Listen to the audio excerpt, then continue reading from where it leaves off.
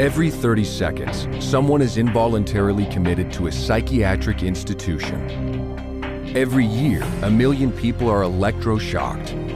And worldwide, 120 million people are now prescribed psychotropic drugs, 20 million of which are children. Each year, the psychiatric pharmaceutical industry rakes in $320 billion. Yet according to official psychiatric bodies, it cannot lay claim to a single cure.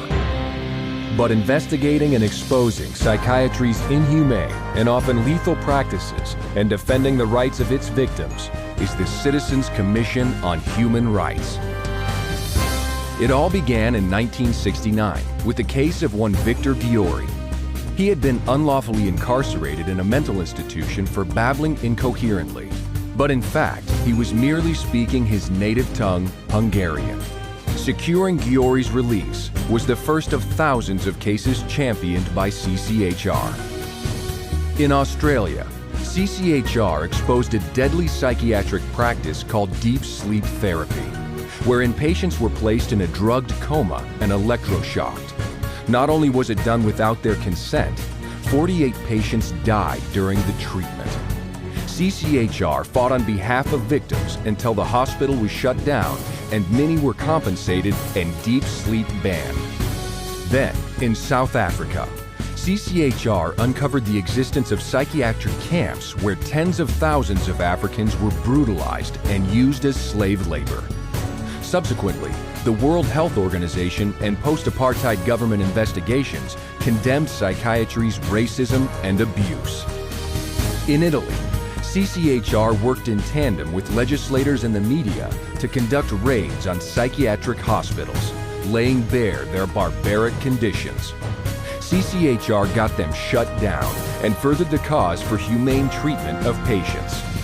Then again in Japan, CCHR exposed patient abuse in the financial crimes of psychiatrists and hospitals, defrauding the government and taxpayers out of millions. The guilty were convicted and patient protections implemented.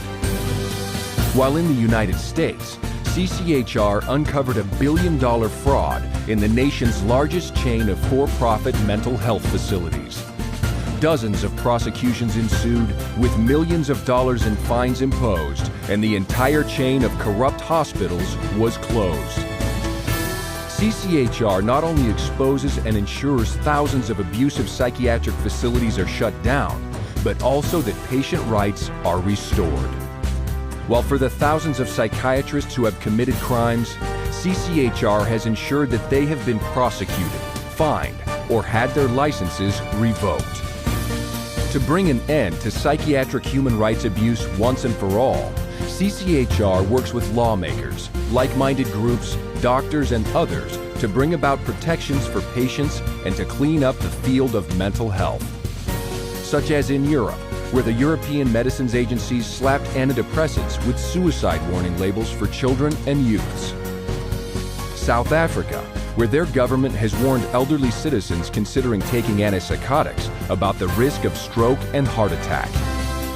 And the United States and Mexico, where thanks to CCHR's efforts in promoting the Child Medication Safety Act, parents can no longer be coerced to give their children psychotropic drugs as a requirement for them to stay in school. All told, it's better than 150 laws and more than twice that many official drug warnings, forever safeguarding the public from the dangers of the psychiatric industry. Today, CCHR has over 250 chapters in 30 countries across the world.